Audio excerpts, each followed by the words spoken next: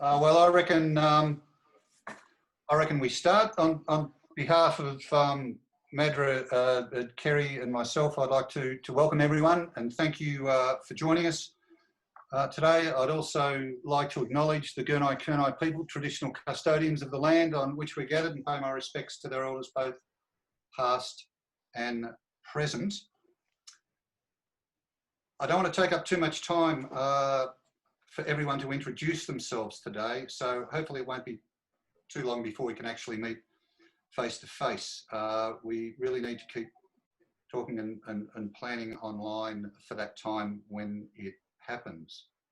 Okay, the forum today is our first meeting of the Economic Recovery arm of Madra, and it's presented by Madra with support from our partners in Council and Bushfire Recovery Victoria, and with absolutely fantastic support from Mark Darby from Tathra, who will be facilitating the session today.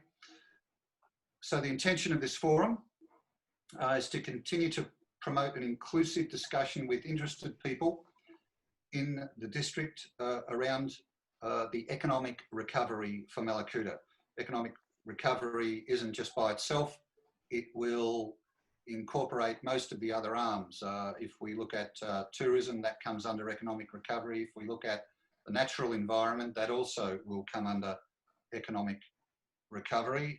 So it's basically today, it's just intended as a starting point where we can look forward to ongoing input and support of the plan and implement locally led initiatives to support our district and be strong and robust economically.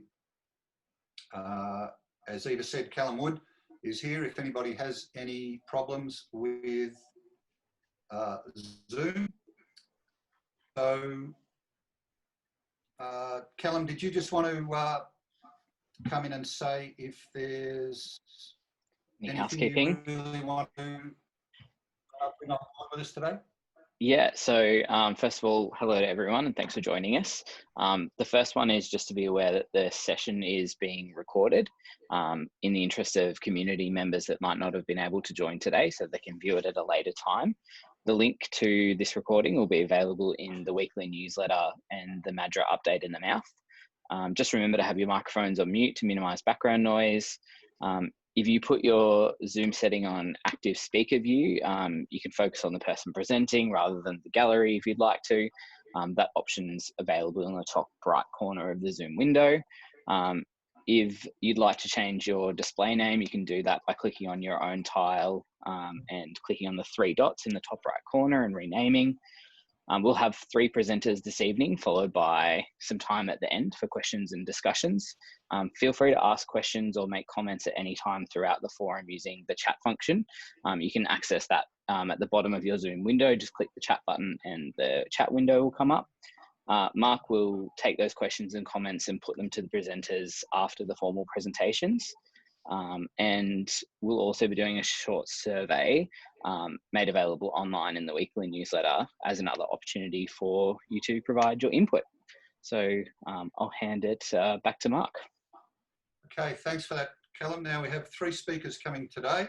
I'll quickly introduce them for those that may not know. We have Bob Elkington, who's the Coordinator Economic Development for the Macedon Shire Rangers. And quickly, we have Mark Darby, former member of the Tathra Community Reference Group. Mark was in both the Canberra fires in 2003 and the Tathra 2018 bushfires. And he initiated the Tathra Sapphire Coast Tourism Resilience Project and the Tathra and District Chamber of Commerce. We also have Jan Smith. You there, Jan? Yes, who was a former dairy farmer and teacher and was a key member of the Gagari Development Committee set up in 2004 to counteract the issues in her region that were as a result of drought, which has been coming through. So without any further ado, I would hand over to Mark Darby and you can get us underway, Mark. Great, thanks Mark. And good evening to all. Virtual hugs to you from Tathra. When the fire hit Tathra in 2018, many communities, peoples and organisations reached out to help us. And as a community, we reached out, knowing that other communities had been through similar challenges. So we were keen to know how we could avoid reinventing the wheel. What had they learned from going through those experiences, and what could we learn from them? And thus we had a community forum with representatives from Blue Mountains, Lismore, and Steve Pascoe from Strathewen, who many of you know. Their heartfelt practical information knowledge they shared with us guided many conversations on our way forward. So in the spirit of paying back or forward, Steve suggested Tathar's experience may be of benefit to Mallacoota, and thus tonight is a forum to share some community experiences of economic recovery. And I'm joined by some great people in Bob Elkington, Macedon Rangers, and Jan Smith from Gagari. You'll have seen their bios, and Mark's briefly introduced them, so I'm going to let them introduce themselves through their stories. Hopefully, as Mark said, us sharing our experiences tonight provides you with some thoughts and ideas to guide Mallacoota's economic recovery. Given the virtual nature of this forum, I encourage you to jot down things that are of interest with some of the things we say, the questions you have, and anything you'd like to follow up on. As Callum suggested, you can type them into chat or just raise them in Q&A. But on that basis, I'll start with and ask Bob to begin us. So please take us away, Bob, with your story. Thanks, Mark. Hi to everybody. I won't talk tonight about your situation because every situation is different, but our reactions to those situations aren't always different. So I'll share how we reacted to the 2009 bushfire scenario. At that time, I was working for Mallacoota Shire Council, which is based in Alexandra, and the towns impacted by that fire in our shire included Marysville, Kinglake and Floudale. And I'll talk probably mainly about the Marysville scenario because it was pretty dire, but I'll talk briefly about the scenario, but then I'll share some learnings with you. So the 2009 fire impacted the town and we lost 40 people. 40 people died as a result of the fire in that town. The whole town was wiped out, so there was, I think, about 11 houses left and virtually no commercial premises and no council buildings. I think there might have been one commercial building left. Half of the shire was completely burnt, so we lost many, many kilometres of farm fencing, you know, road infrastructure and lots of council buildings. So I'll just talk about half a dozen learnings that we took away, and you will have noticed on the invitation there's a link to the Restore Your Business Community Handbook. So we tried to, after our experience, a couple of years down the track, we tried to get as many of our learnings into that handbook as we could. So if you haven't had a look at it, I recommend it to you. There's a lot of input from a lot of people. Point one, any recovery journey is a long-term game. It doesn't happen in the first year. Certainly with the bushfires in 2009, the recovery process took about a decade. And there are various stages in that recovery, but you can't expect a recovery to happen really quickly because it just doesn't. In that recovery, there's a whole lot of considerations. One of the main ones is the psychosocial impact of the disaster and the fact that people recover at different rates. So depending on what their experience was and how many times they were involved and when they came back to or whether they didn't leave, their recovery rates will be different. So you'll have different people coming back into the scenario either physically or emotionally at different times during the recovery. It's really important as early as possible, if you haven't already done this, is to get accurate data. So it's very easy to make presumptions about what the impacts have been, and it's fairly easy to look back on what was prior with rose-coloured glasses. So you've got to be fairly pragmatic about what the scenario was previously and not presume that everything was way better than it actually was, to have accurate starting points and do some sort of process of identifying the actual impact, not the perceived impact. Third point that I would make is that it's really important to either renew or create relationships. It's very, and given that you're in the COVID scenario, it's probably triply important. that the relationships you had prior, either as collectives or as individuals with other people, or the relationships that you need to make anew in the new scenario, is how you recover. Recovery comes from the ground up. It doesn't come from government. It doesn't come from councils. They are very important in the process, but it actually needs to be driven from the ground. And your on-ground relationships are the most important part of that. It's really important in that context to prioritise strong communications. And once again, you're challenged with the COVID scenario.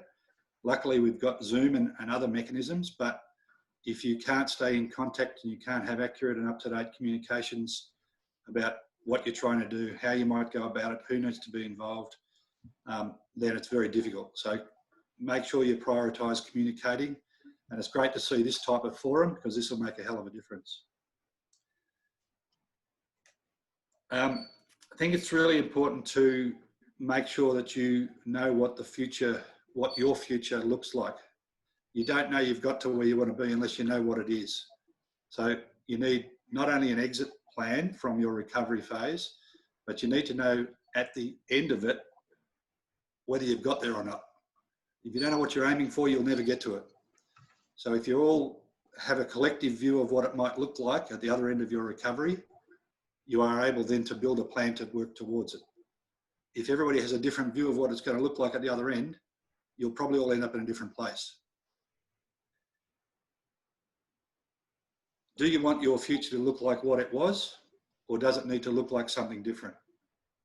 So you will have heard the term a lot, the new normal. The new normal after a significant disaster is a good term, because you don't have the old. You can't go back to what was. Things have changed too much. But what does that new normal look like for your collective or your family or your business? And if that new normal is achievable, you'll only achieve it together. You won't achieve it as an individual. The only other point that I'll make, and I've gone through this pretty quickly because I know that we've got we've got other speakers and you'll want to have mainly questions, but it's really important to take a break at some point. I get the feeling that where you are, you've had a triple whammy. There's been a whole lot of things going on over the last 18 months, 2 years, drought, fire, COVID and others. And if you continue to work at recovery without a break, the break will probably be you. You'll probably break yourself. So you have to get out of it at some point, get a clear look at it, get a clear head, give yourself some replenishment, and you'll come back into the recovery process much fresher, stronger, and more focused. If you're in it the whole time, you'll probably be in it for longer. So I might stop there, Mark, both Marks, and hand on to the next speaker. I'm wary of saying too much and not leaving enough time at the other end for questions. Okay, thanks Bob. I'm sure there'll be questions to follow through from. Bob and Jane and I'll at times probably repeat things, and I'd probably encourage us to do that, and that if all three of us say it, then probably there's a reason for that in terms of it. In terms of sharing Tathra's experience, I'd like to stress that these are my comments based on my experience. I'm not presenting on behalf of Tathra, and as you'd be aware, everybody's experience of such an event is different. I'm sure a number of you are familiar with Tathra. It's a town, a community, a home for around 1,600 people on the far south coast of New South Wales. We're bordered by beach, national park, farm and forestry. And we've got a primary school, a town hall, a pub, an IGA, supermarket, a surf club, bowling club, country club, 3 caravans parks, and a range of other tourist accommodation. We're a small town that's part of a much larger rural regional Bega Valley Shire. Tourism, though, is a key part of our economy, and our town can grow to over 5,000 to 6,000 people in the peak summer season. The unspoilt natural environment is what attracts people to live here, and tourists to come to walk, mountain bike, surf, boat, fish, photograph the area. I'm sure many of you can relate with a picture of such a community. On the morning of Sunday, the 18th of March 2018, 10 kilometres west of town, a bushfire started, sparked by power lines. It was fanned by 35 degrees and about 40 kilometre hour winds. The fire came over the western ridge of town at around 2:30 as a 1 kilometre fire front. Many people didn't know there was a fire there until the evacuation order came around 3 to 4 p.m. And in 1 hour, 1,000 people were evacuated to the nearby towns of Bega and Bermagui, including a large number of tourists. The fire destroyed around 69 homes, 35 cabins, caravans, while damaging a further 35 homes. So that's about 15% of our houses and around 30% of our tourist accommodation, a 1,000 bed caravan park. The fire also burnt out Headland Lookout, walking, mountain bike trails throughout the town. And all of this happened 10 days before the peak tourism period of Easter and school holidays, which, as many of you are aware, is what sustains us through winter. So it was a traumatic experience for many people. In terms of the recovery, I'd say despite the individual losses and tragedy for families, all things considered, Tathra was lucky. No one died in the fire. We didn't lose any major infrastructure or building. And for us, we were very lucky in that the fire occurred shortly before a state and federal election. And more importantly, no other major regional or national disaster happened in the following 6 to 8 months. So out of, I guess, adversity comes opportunity. So a day after the fire, we had the state premier, the local member, the prime minister, the local federal member, the opposition leader, all visiting the evacuation centre in Tathra. And donations, government funding, media attention was immediate, generous, and at times totally overwhelming. We had a recovery coordinator appointed by the premier and their team with New South Wales Government to work alongside the local council, primarily initially based in Bega. The community formed the Tathra Community Recovery Group in the week following the fire from representatives of existing community groups, such as the Chamber of Commerce, Surf Club and Lions Club. The media, and I'm sure you can relate to this, the media depicted a total destruction of the town, but the town and most of its businesses were still operational, and we had 10 days to go before Easter. So most of the initial response was therefore very much short term. Many locals and visitors volunteered to help businesses clean up and get ready, and a $50,000 open for business social media and television campaign was put in place by Sapphire Coast Tourism and Bega Council. We didn't really have time to think in some ways related to Easter, we just did it. Following on from that, all the mountain bike bridges, ramps, trails were repaired by a donation and volunteer labour, which allowed the Tathra mountain bike enduro event to go ahead in June. And ideas, longer term projects and promotion came later with activities such as a fundraising concert, accessible headland path, green shoots replanting program, or September Rockabilly Festival. All these evolved over the year or 18 months following. Behind all this, importantly, was a case managed counselling service that was established by the council with state government money in Tathra that supported all the residents over the next 18 months. We had a team of around 3 counsellors working full time. While working on the path forward, we also had the chance to reflect, and to do this we were lucky enough to win a New South Wales Government grant that supported the Tathra Sapphire Coast Tourism Resilient projects over 18 months. And besides a number of forums, meetings, resources developed by the project, it also followed 21 local businesses for 18 months and charted their journey. What did they experience as individuals, but also in businesses? And it identified 4 things I'll share with you amongst others. Number 1, business owners carry a burden. They carry a burden to stay afloat, keep local people employed, and the town economy running, all while becoming counsellors by default. Economic recovery is an integral part of community recovery, and community recovery can initiate economic recovery and vice versa. Things like the Tathra Pub Choir, the Green Shoots program, Tathra It's in Our Nature tourism campaign were all examples of that. Number 2 is just because a business didn't burn down or claim insurance does not mean it's okay in 2 weeks, 1 month or 18 months on. It's different for different businesses. Some building companies had their worst year ever and laid off staff directly after the fire. Some accommodation places increased their income due to all the recovery staff staying. We needed to support each other for the longer term. Number 3 was that disaster preparedness and recovery is different for tourism communities where the natural environment is the marketing brand, now all burnt, and a large number of people evacuated are your customers. So new initiatives between the Chamber, tourism operators and emergency services included things like tourism data being included in the regional emergency management plan for the first time, a bushfire information sheet being developed for tourism operators, and pre-summer planning meetings between the Royal Fire Service and the Chamber, again for the first time they'd ever done this.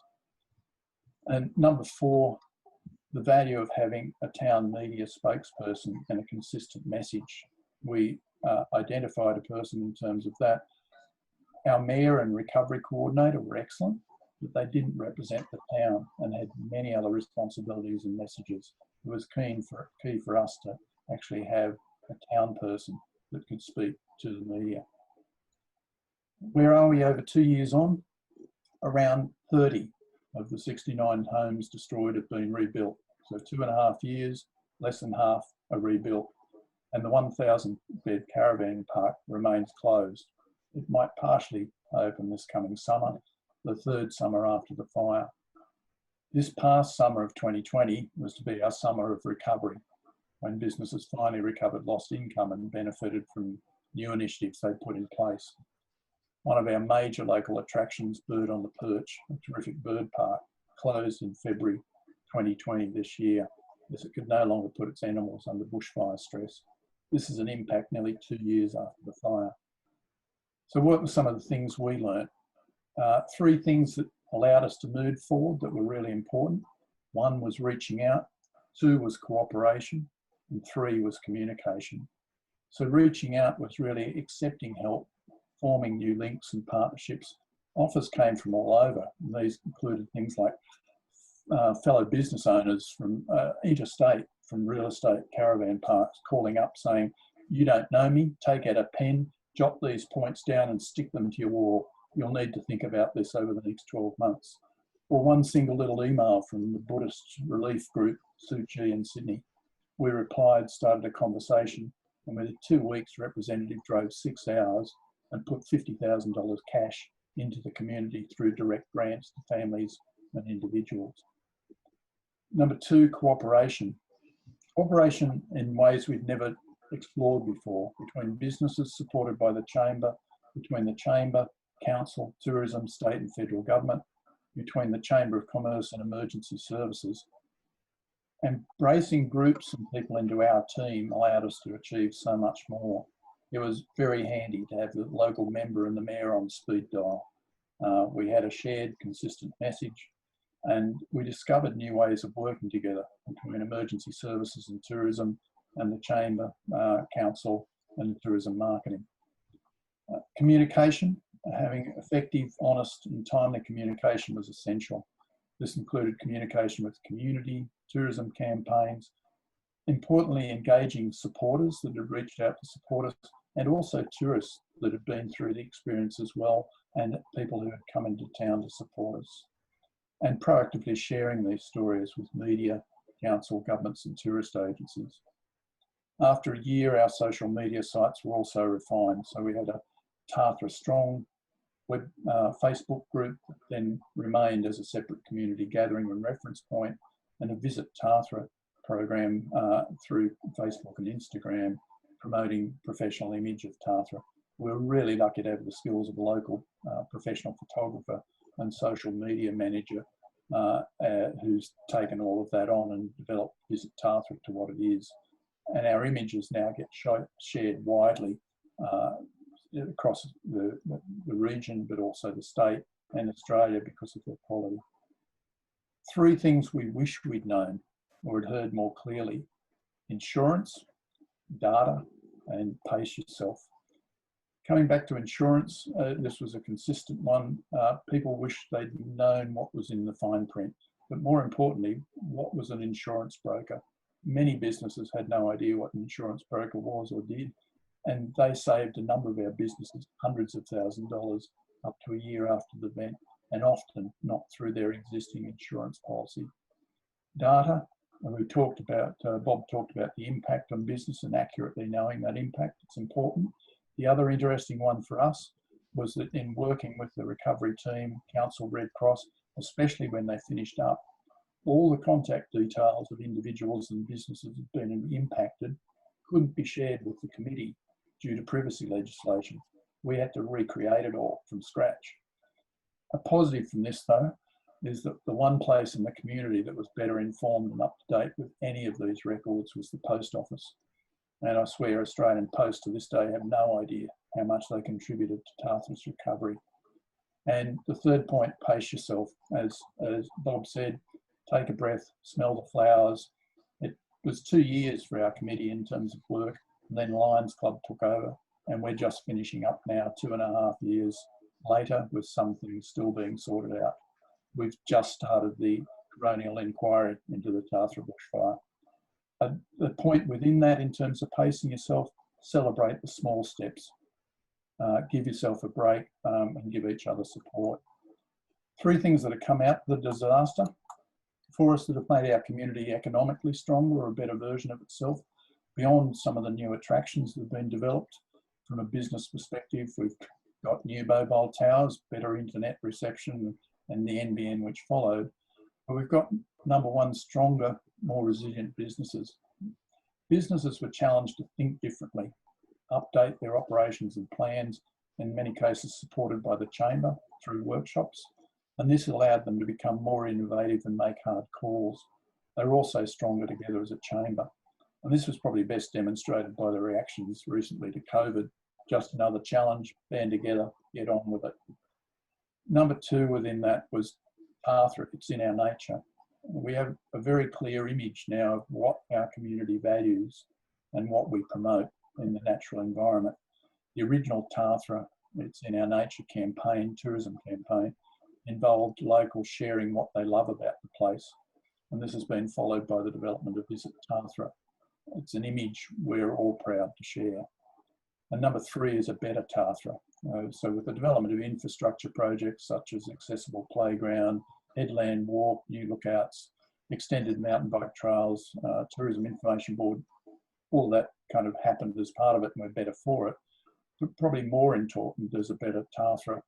We're a better connected community. We're a stronger community. We're a better prepared community for future disasters. And most importantly, we're a proud community. So based on our experience, I'd encourage you to dare to dream of what you want your community, as Bob said.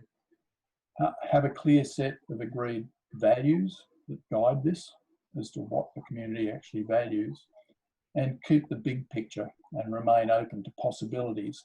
Some of the best opportunities may yet be discovered. There are many steps and activities the Tathra community undertook that I haven't covered.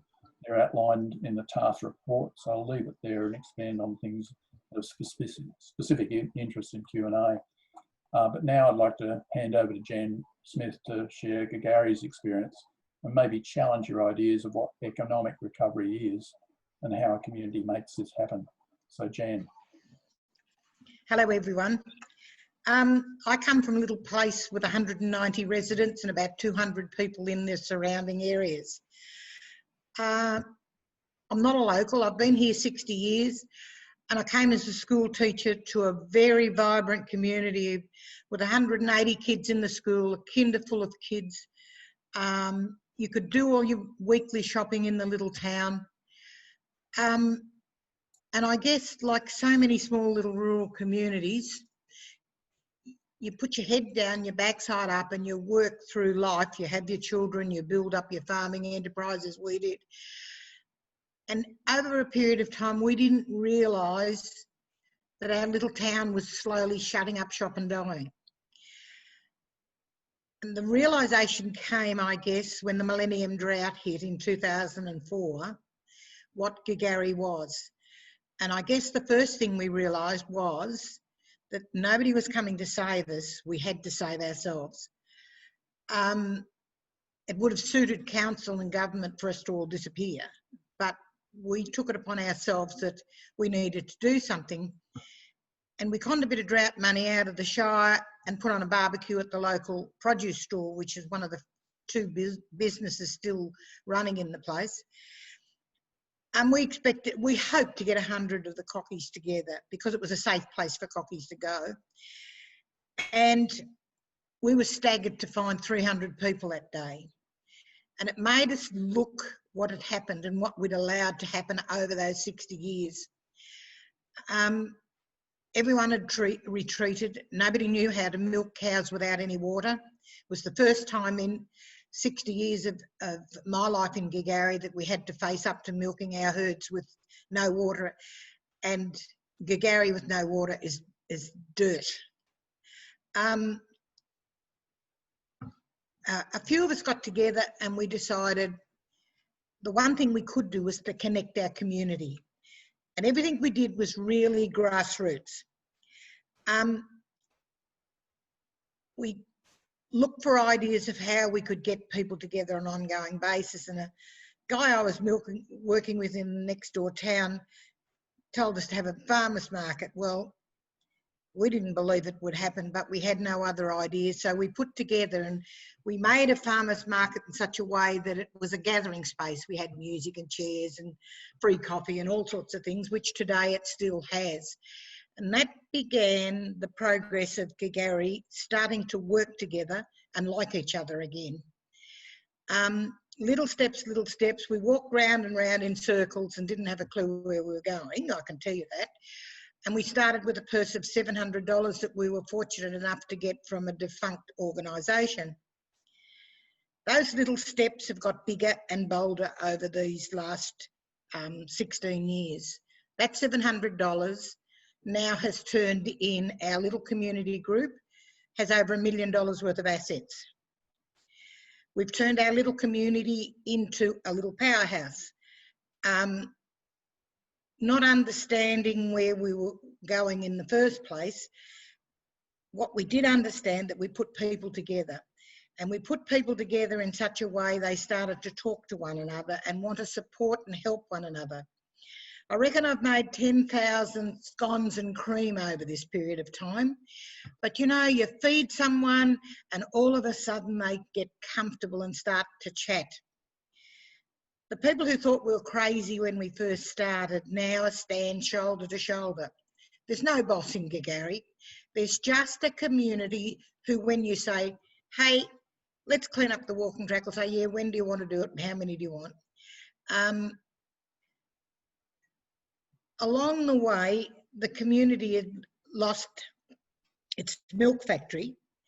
And in the 90s, Heinz came and purchased that, the council, that was one good thing they've done, purchased that Heinz factory, and Heinz was there until 2008, I think is when they left.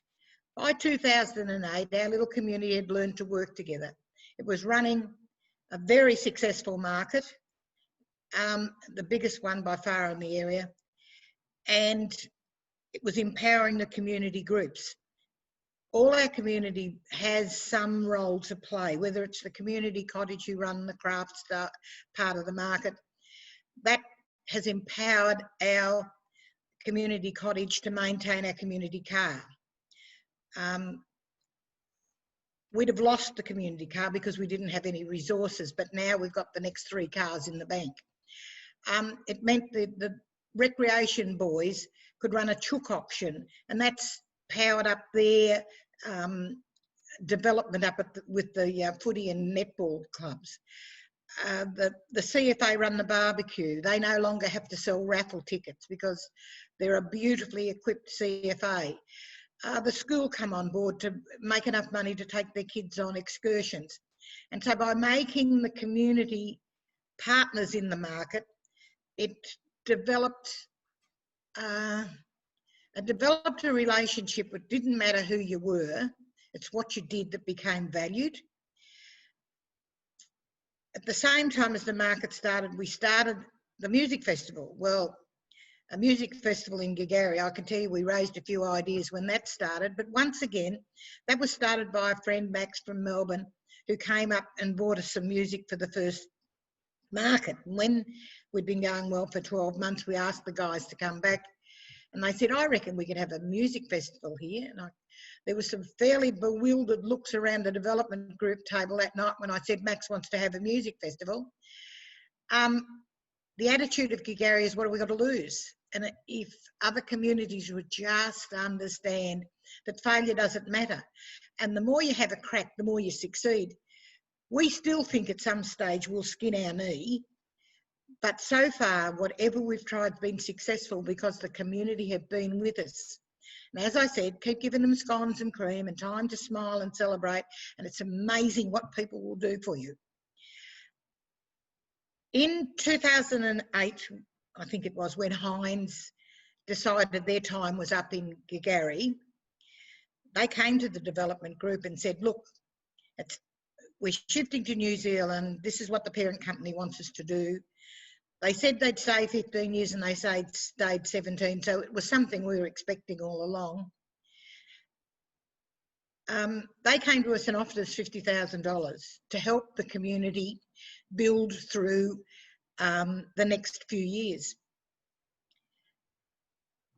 We suggested that we'd like a piece of land opposite our town centre to them because we had this vision of building a garden there. And they came back to us and said to us, sounds like a great plan. Yes, you can have the land. It was 24 acres. Do you want the 70 megalitres of water that goes with it? Do you want the 3 house blocks in Gigari we own? And of course we said, yes, sir, yes, sir, yes, sir. And what have we done out of those assets? We're in the first stage. We've done the detailed design of a $17 million project to build a regional botanic gardens. We're undertaking now to build a $100,000 nursery on site because some lady at the first market put a few pot plants in a pot and sold them for the community car. That now has developed into a real social enterprise. Because of the success of what we've done, and never saying to anyone they can't do that, it is the times right has been the conversation, and having a crack at what most people say. Probably the best outcome of the group has become the little group we started with 7 or 8 people. That group now is representative, it has 20 representatives on it. It's a round table of every group within Gigari. And I would be really disappointed if there wasn't 16 people at every one of those meetings. And we're still meeting over Zoom now and still excited about the things we're undertaking. Because we looked out and we looked for nobody to come and help us. We knew no one was coming. So, but we're out looking in our thinking. It wasn't about it wasn't about me, it wasn't about Fred over there or Mary here. And so that open-mindedness over the last few years had an amazing flow-on results in this town. You in a meeting? On the old Hines site, about 3 years ago, a group of young businessmen, one I taught at kindergarten, not that I made him successful, he's a beaut little kid and he's a beaut big kid now, but he came to us to see whether it would be a fitting place to build a milk factory.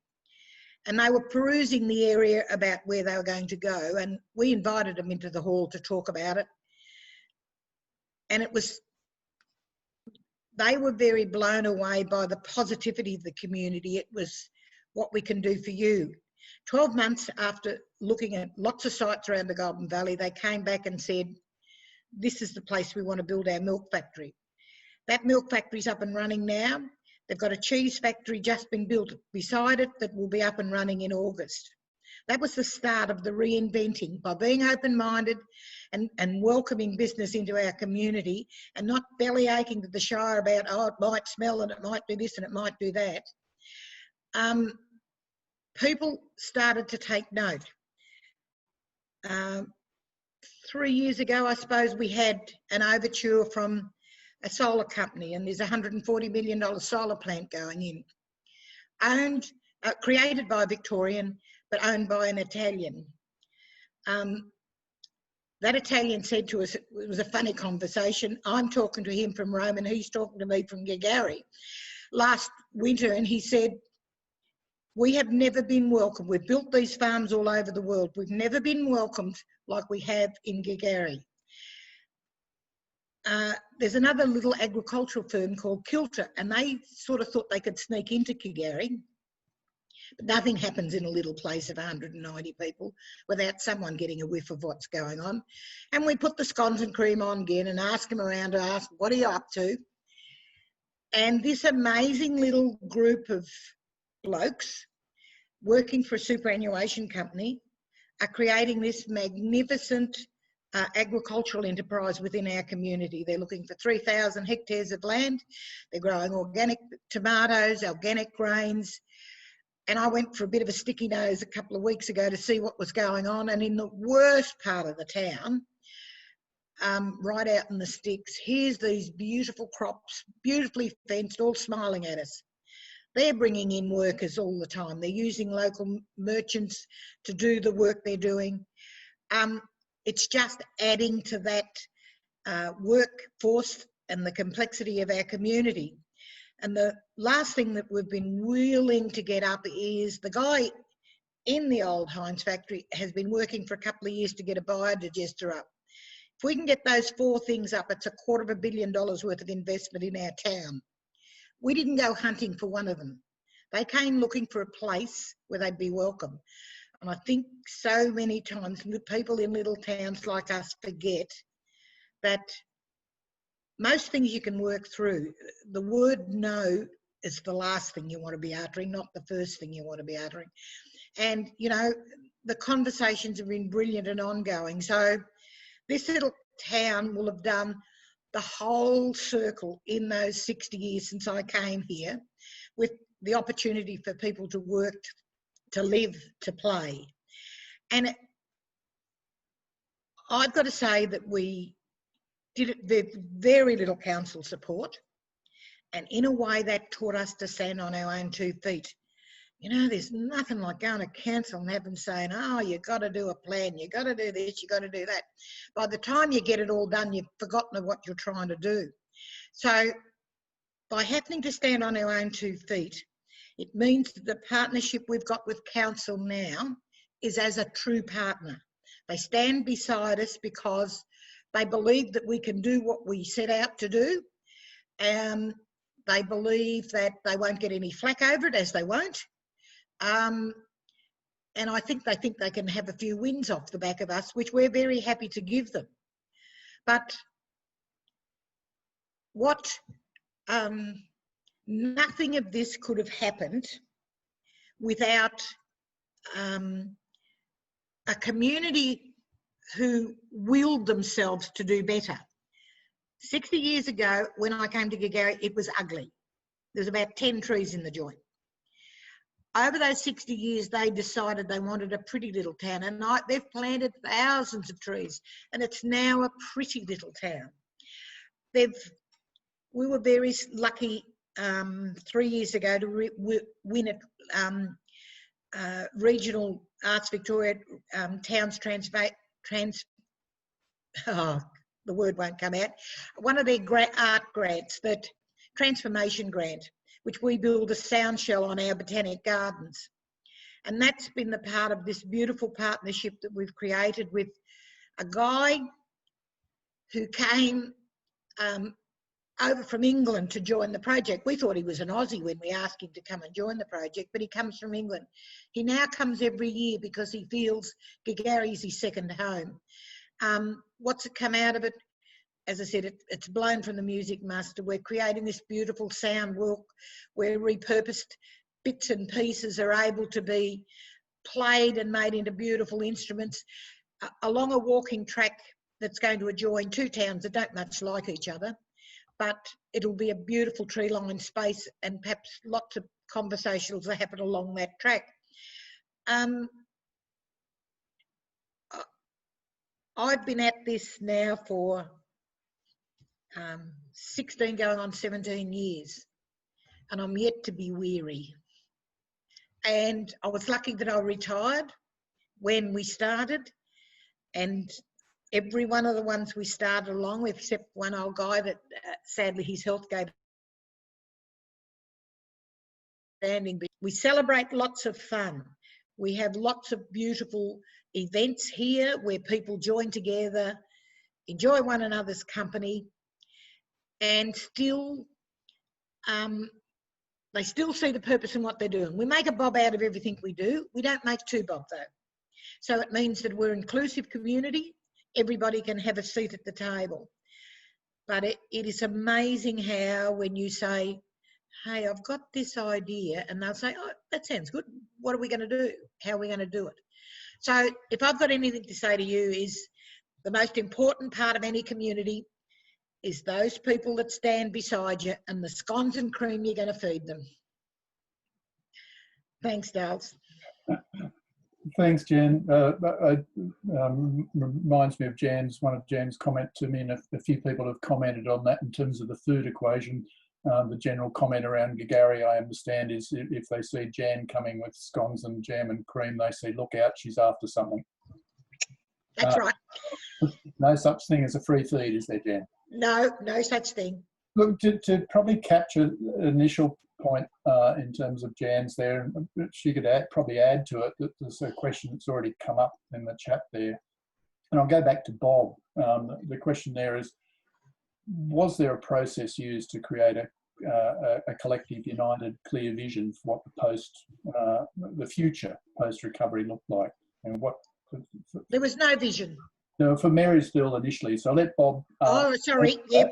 And then come back to you, Jan. I know there was no vision there, but yep.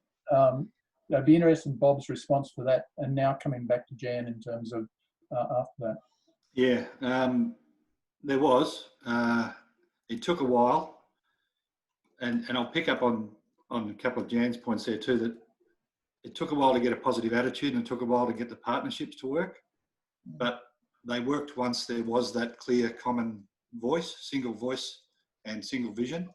And the methodology was partly about community development, partly about economic development. So the community development side of things, there was a number of community-based workshops facilitated by external independent third parties. Lots of conversations, as Jan says, lots of conversations over cups of tea and all sorts of things at the golf club, because that was one of the remaining buildings. And in the community sense, there was the eventual development of the Community Recovery Committee, which was put in place to fine-tune those community visions and then find the way to make them happen over time. With the economic recovery, as I said, it overlapped very much with the community recovery, but we established a thing called the Marysville and Triangle Economic Leadership Group. And that was, we selected, they weren't elected representatives, they were selected representatives.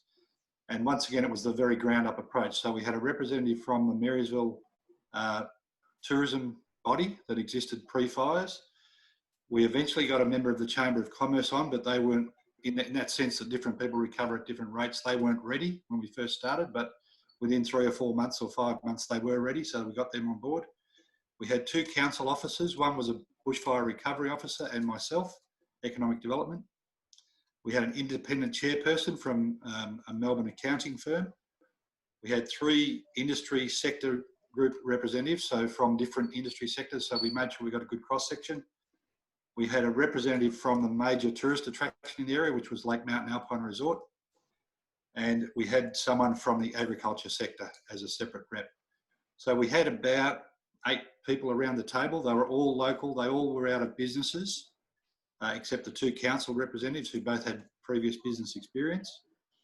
And we invited other representatives into that circle as needed. So we invited people from Parks Victoria, from DELP, from Tourism Victoria, and also probably a key factor there was, at the time, there was the Victorian Bushfire Reconstruction and Recovery Authority, and their economic pillar representative came to every one of our meetings.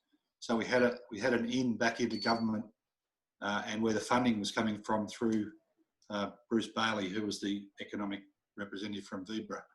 So that ground up, I can't emphasise enough that it was a ground up group. We had no council law. We didn't have the mayor or a councillor on it, but we did have really good representation from all the key business people, and the key business sectors from Marysville. And we worked our way through a process, facilitated process over about 3 or 4 months, where we identified the priorities and we identified the vision, and that was, everyone stuck to that one voice, one vision. The other point to make too was that we got some funding pretty early on for a significant Melbourne-based accountancy business development organisation to come in and do a business recovery strategy or an economic recovery strategy. That took a while, and they helped the community and the business community develop that economic recovery strategy, which had about 10 key actions on it. And it was the role of the Economic Recovery Group, or Economic Leadership Group, to prioritise those recovery actions and then just work our way through them over the space of about the next two and a half years. Terrific. Thanks, Bob. Is there any initially, I'll just share one example in terms of some of that with Tathra and the recent response to the recent summer of fires. Following a rather disastrous January, again, there was an outreach for a window of opportunity, as you'd appreciate, in Mallacoota in February, where we thought, okay, we might actually still have a bit of tourism season. And within 1 week, Bega Valley Shire, Sapphire Coast Tourism and connected with the Tathra Group, put forward a promotional campaign and ran a full social media campaign, put all the tenders out, put the contracts in and had it running within 7 days. And you talked with Shire councils and other communities in Eurobodalla Shire, north of us to Bateman's Bay, the Illawarra Shire through Wollongong, and they kind of looked at you and said, how on earth can you do that in 1 week? And we were like, well, we've been through it before. We've got the relationships, we've got the trust, we've got the confidence in terms of everybody doing their job within that. And the key part of it is having the resources then that we had and still have, which is all of the image base that we could actually call on images and not have to actually source images. We own the images of our community in Tathra at a professional level that promoted our tourism, so we could roll it out within 7 days. Probably, I'll just come back to a question for Jan in terms of that. I'd be interested, you talk about not having a clue when you started and wandering around in circles, but that's obviously moved on, and you now have quite a structure and quite a plan. How do new people take and embrace that and join that group? The understanding that everybody's welcome around the table. There's no saying you can't join, or we've got one of you. It's everybody's welcome around the table. No, terrific. I was going to, given that Madra has kind of been involved in discussions in lengthy ways, I was going to flick it back to Kerry and Mark initially then to ask any questions they have based off the presentations.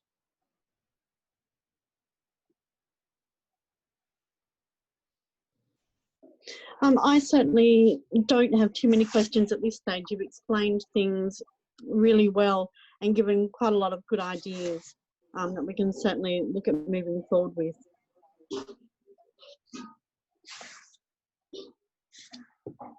Mark, did you have any ideas? I just want to say, Bob, Mark and Jan, thanks. There were some fantastic stories which you've given to us, and I've got to say, I for one have seen a lot of parallels with Mallacoota as to where we want to go. I don't. One thing I did want to ask to you, Jan, how did you go with? You would obviously have people within the community who were for ideas and others who were dead against those ideas. How did you handle that from a recovery perspective?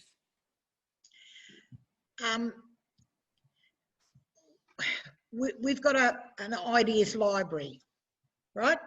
So every idea that people come up, we say to them, if it's something that we're not up to it, we haven't got time to do, or we don't much like it or whatever, but we don't say to people, oh no, we're not doing that.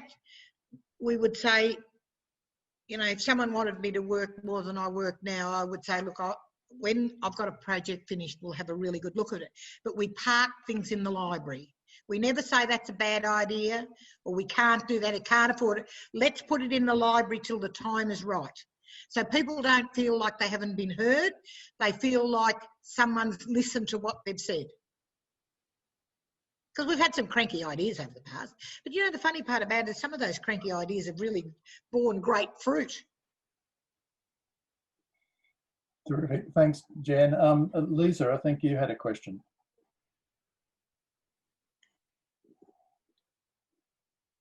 If you not on mute.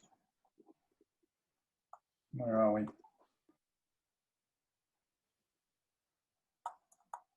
No.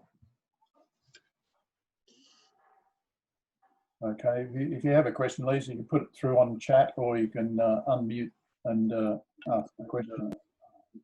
No, I didn't have a question. I'm not sure why my name popped up.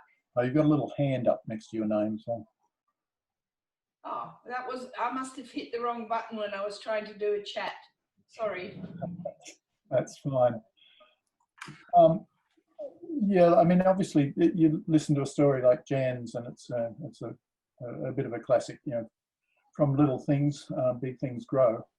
And reiterate that point is to, and certainly concur with that idea of the concept of an ideas library, is that it's a case of believing in terms of possibilities and not closing doors to things that you don't even know are there yet.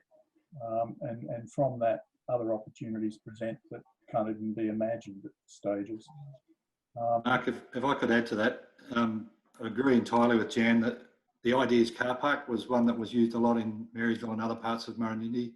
The last thing you want is for people to stop coming up with ideas, and you don't want them to feel like their ideas are not valued. So we often used an ideas car park, and quite often you'd go back to that once you'd achieved a few things. You'd go back to that ideas list and pick another one out and get stuck into that one.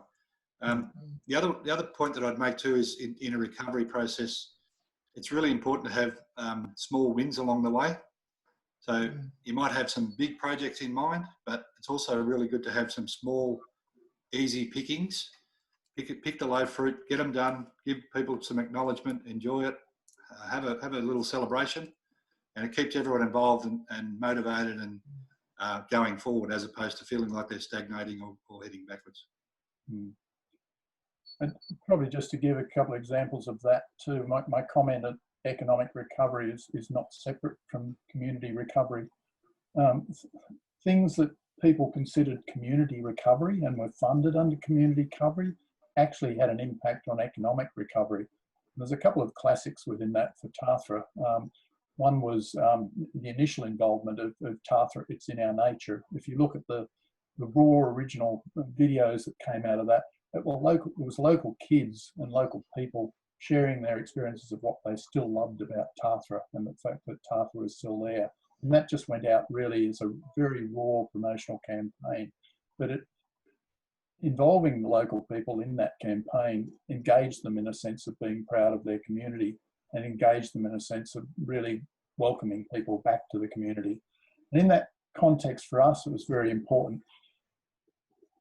There were really over 300 tourists evacuated out of Tathra and ended up in evacuation centres and went through quite a traumatic experience.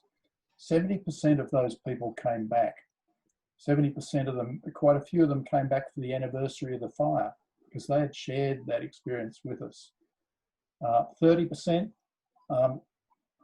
were quite traumatised and don't want to come back to Tathra, never want to hear Tathra again in terms of it. So it's a realisation that it's quite traumatic for them.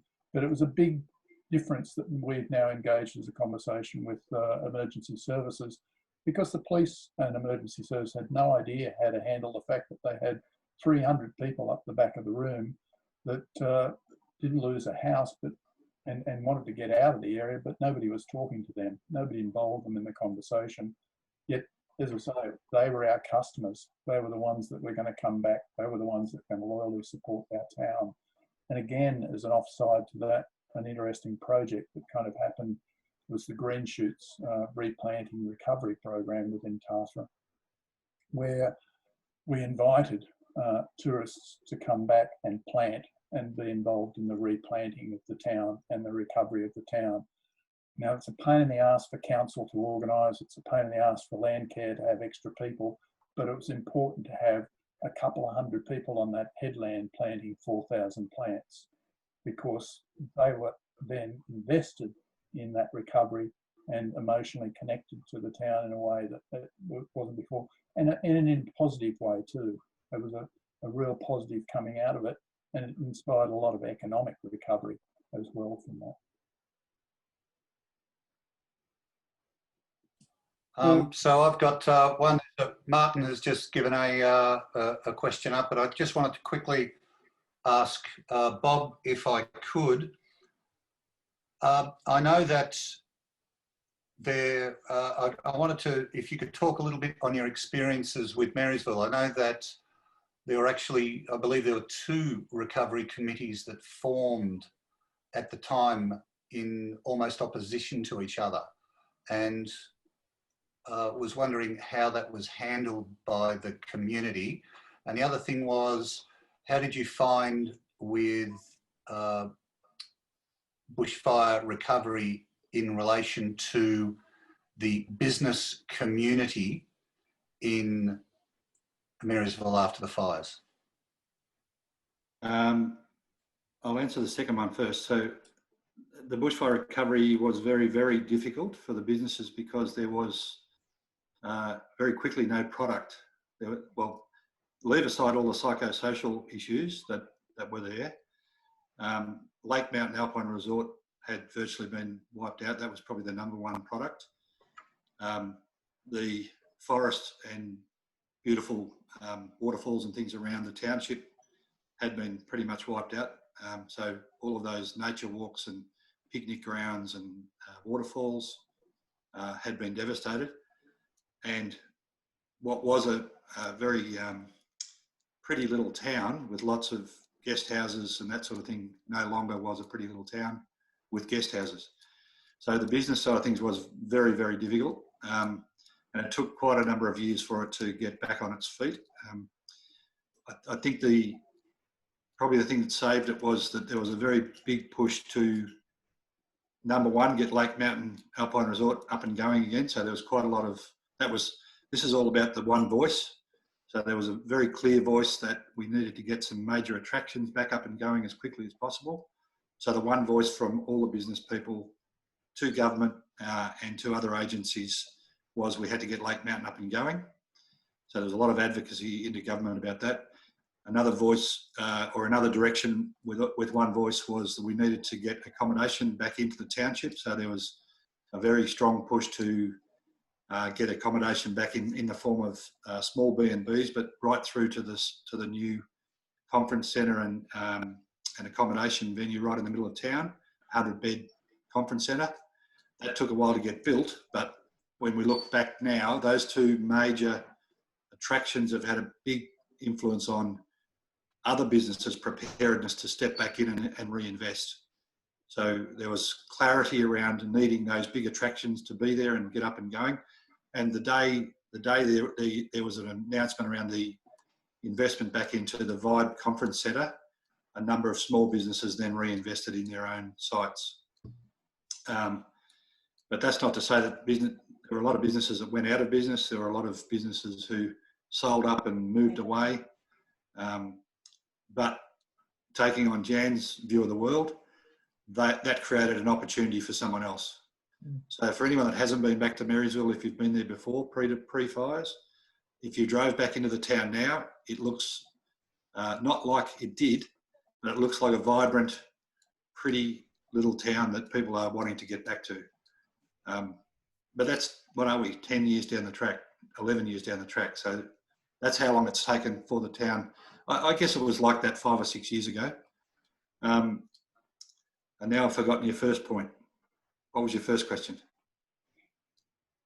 Sorry, the first question was that I believe that there were 2 recovery committees formed in Marysville after the fires. We're in virtual opposition. How did you find you cope with that? Yeah, so there were 2 community recovery committees formed. One was the formal one, I guess, that was sort of partially by election.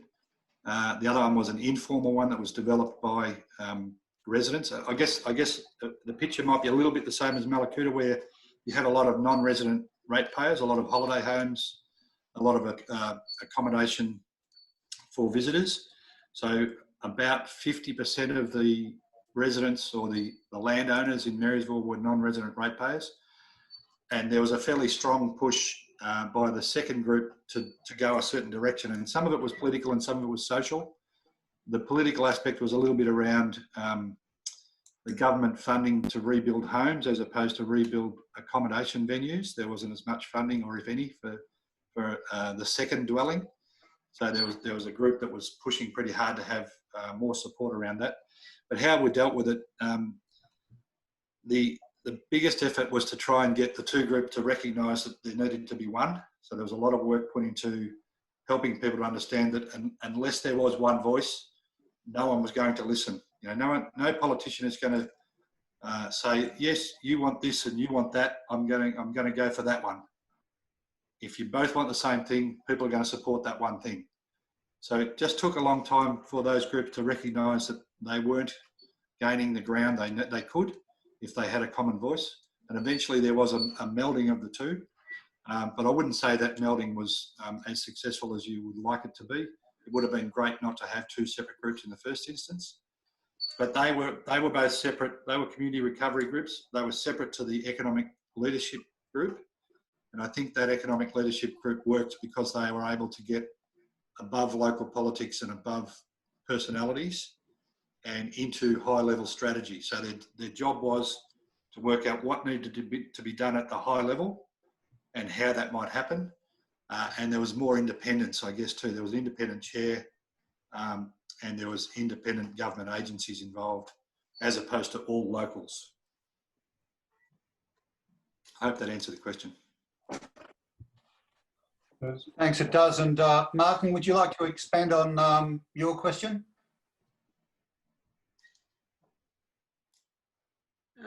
I think we're just asking what the role of the committees were in your towns or communities in the recovery. Were the members of the committee involved in projects? Were they what was the role really? I can answer that from a TASRA perspective because we had an initial enthusiasm probably of around 25 people involved in the original recovery committee that then went down to an executive of around 10. And then that kind of struggled after a year to maintain quorums. But the key part within that recovery is an appreciation we were in for the long haul. We weren't there to be there for 6 months and then moving on and we'd all be recovered. And so I think there was an intentional effort to say no, or intentional perspective from the recovery committees to not get involved unless they had to. They didn't see their role as running stuff.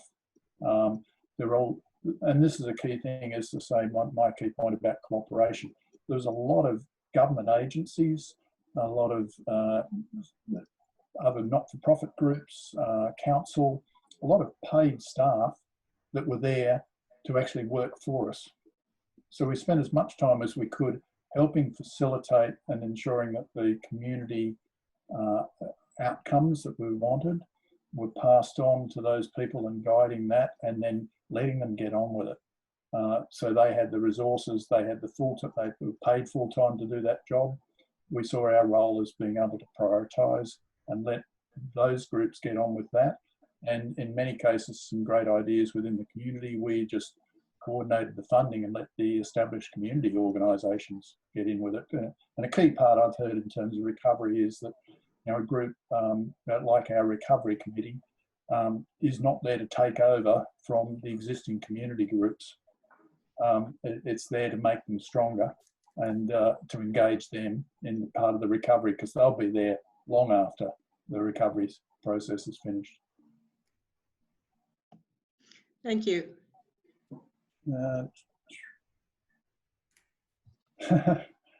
Tanya's question about any suggestions on how to navigate the additional challenges that COVID throws into the mix for recovery. For examples in terms of being able to meet in large groups and seek ideas from people. Bob, you're kind of going through that process at the moment with Macedon Rangers, really, aren't you? You're driving a whole community economic engagement plan. And Jan, I'd be interested in your comments on that, as to suddenly you've got this multitude of projects all kind of happening. How's that working for you? So I'll go to you, Jan, for that first, and come back to you, Bob. So Jan, how's that working for you in terms of the COVID side? Because Gagaria has run so many events like the market and the music festival and fine dining and feasts and all that sort of stuff, that's come to a screeching halt. So in this meantime, we've gone to Zoom, and I don't think I've ever been busier, because a lot of the planning, a lot of the reintroducing of where we're going, we've evaluated a lot of stuff that we wouldn't have done before because we didn't have time. Like the music program's gone on to Zoom, and the music's not all that wonderful over Zoom, but the connection of people with people is really important. But we've never been at the higher level of council and government that you have been in your situation. It's just grassroots. So, you know what, they're out there putting the fence up around the new nursery. They're out there pruning all the trees in the botanic gardens and sowing lawns and working on the fencing at the on the walking track to Stanhope, and there's some of our guys making these beautiful musical instruments. It's just kept going, and I guess the telephone's been a great connection, and it's become very much one-on-one, except we meet regularly on Zoom, whether it's 3 people or whether it's 20. Good points. But Bob, in terms of your planning? Look, I think the most important thing is maintaining connection, and it's a different type of connection. There's no doubt through Zoom, it's a bit less personal, and you know, you can't have the dialogue as well as you could if you were sitting around the same table, and you certainly can't have a wine or a beer with people, or a cup of tea, or a scone. Jan, you can send some. Right. Haven't had one for a fortnight. From a council point of view, it's made the strategic level difficult, because when you're trying to develop an economic development strategy or something of that nature, you want to have people in the room to have the dialogue, you know, have a good debate about it, argue the point, get upset, get frustrated, spit the dummy, and then come back to the table and have another conversation. And that's a bit harder to do around the Zoom table. So we've had to put a couple of our more high-level strategic developments on hold, because we actually really want that community consultation in it. There's no point us developing something that hasn't had the community input at the right level. But I must say that some of our inputs have been improved by Zoom. So a couple of examples is we have an agribusiness forum over there, and we're having meetings that are probably bigger, because people don't have to travel from all over the Shire to come to a meeting for an hour and then go home again, you know, during winter and that sort of thing. So we've got, I'm looking like I might lose connection here in a second. So, you know, I think we have to embrace the new way of operating. Just like any scenario, you've got to embrace the new way and get the best out of it you can. But, you know, you've only got to listen to what Jan says, and you know that face-to-face partnerships, working together, doing things together is the best way to do it if you can. But if you can't, you've got to make the best of what you've got. I'll just add to that. I'm involved in another international forum and conversation 2 weeks ago about the impact of COVID on education globally. And one of the couple of things that kind of came out of that in terms of trying to seek opportunity out of adversity was the points about COVID, as to in some ways COVID giving us time to actually sit and think and plan, as opposed to the immediate sense is that we have to act and act now.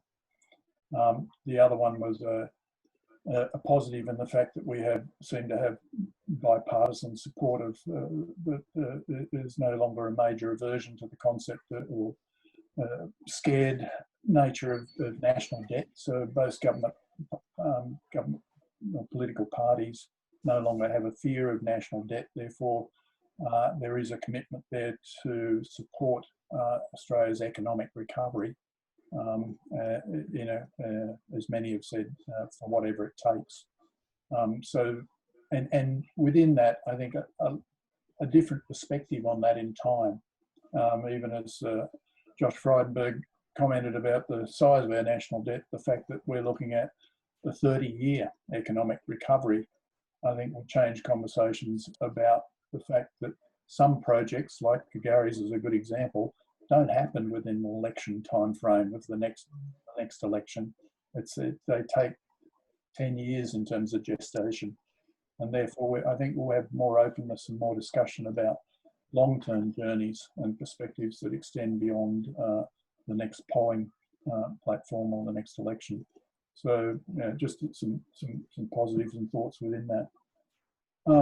Dale's asked the question here, Bob, coming back to you, how did Tarthra and Marysville prioritise focus?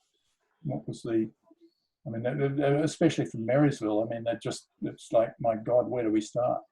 Yeah. Well, it's a really good question. No one really knew where to start for a while. You've got to take time to get over the shock. Most people go inward, so they look after their family and their friends and themselves for a while, and then eventually they can think more broadly about their broader community and their economy. I think, to me, the key was independent voice from outside. So the Economic Leadership Group had an independent chairperson and 2 or 3 independent people that didn't live in Marysville and didn't come from Marysville on it, so they could bring an outside view. And we used the Boston Consulting Group to create the economic recovery strategy.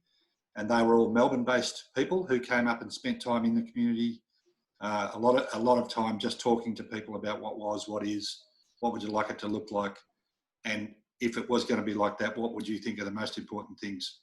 And they came back a number of times to have those conversations, and they were conversations.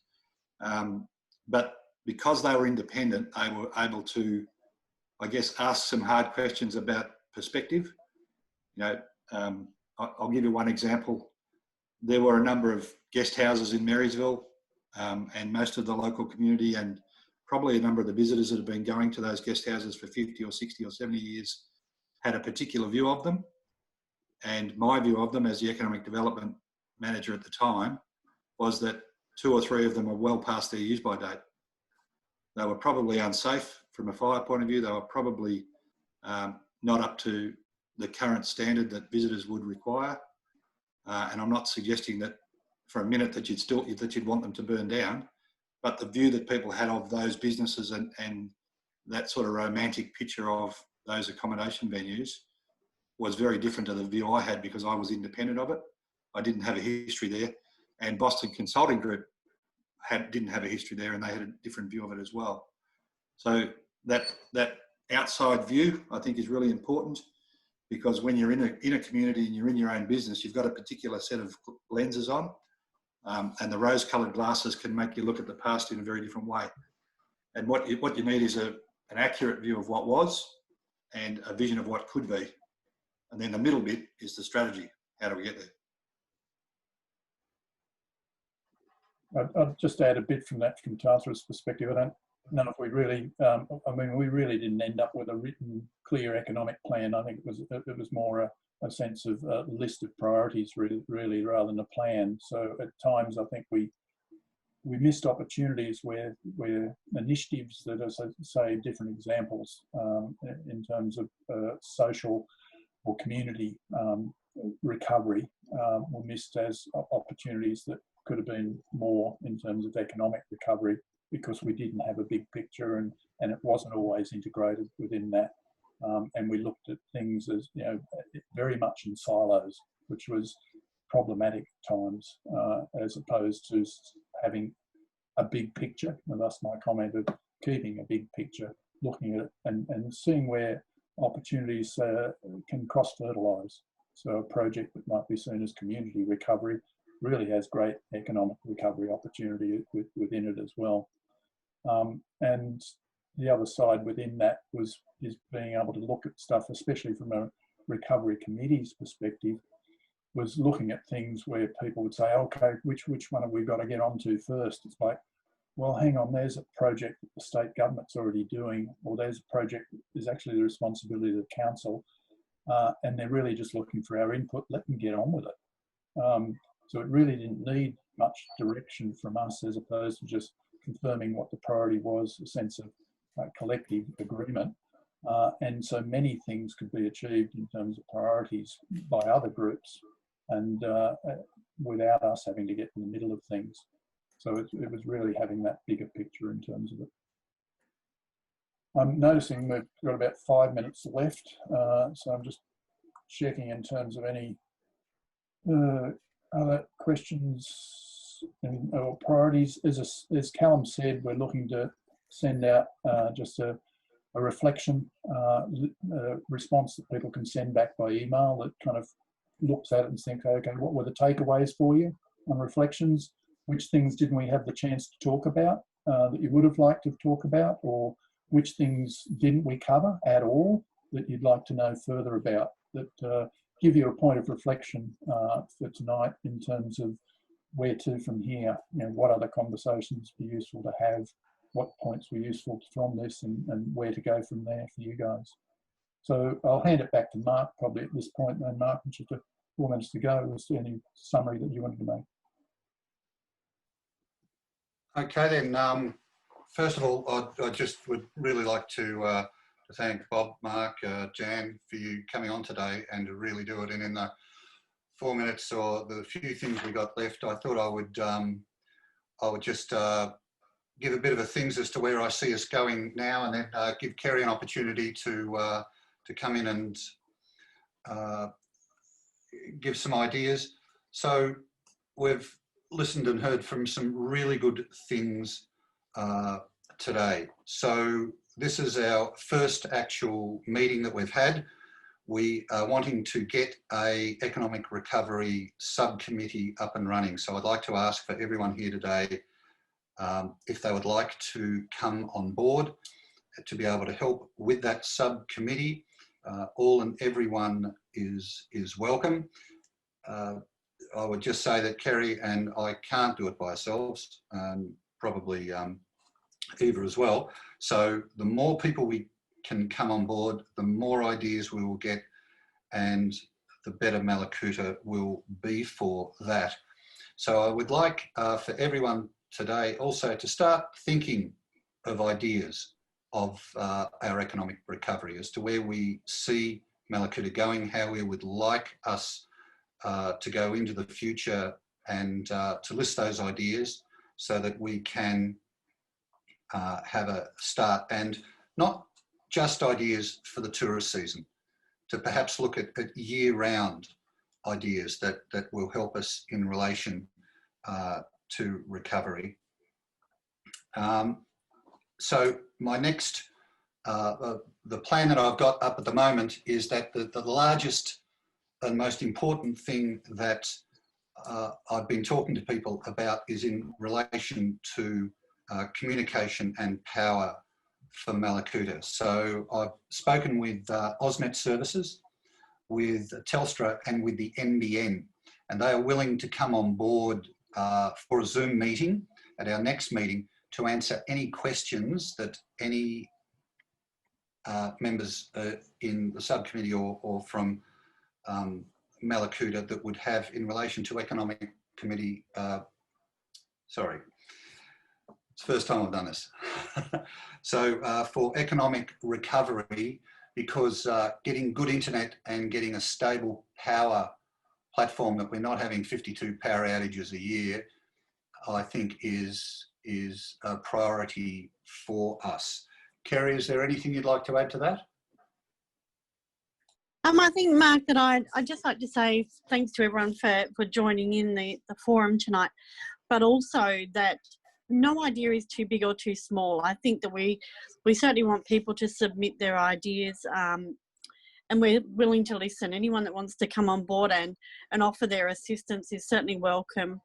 We're open to the more the merrier to come on board, and hopefully we can get some community consultation and start moving things forward.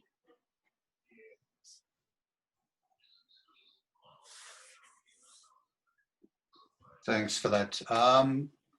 Eva, have you got anything you'd like to add before we go? No, thanks, Mark. I just really appreciate that fantastic input from Jan, Mark and Bob. Thanks very much, and for everybody coming on board to have a discussion. It was really amazing. Thanks. Really good. Okay then, everyone, it's 7 o'clock on the dot. I think we've all got dinner to go to. Again, thank you all for coming in. Take away the ideas that we've learned today, and we will get back to everyone with a new date for a Zoom meeting in the future. And thank you all for spending the time to come in and listen. Thank you very much.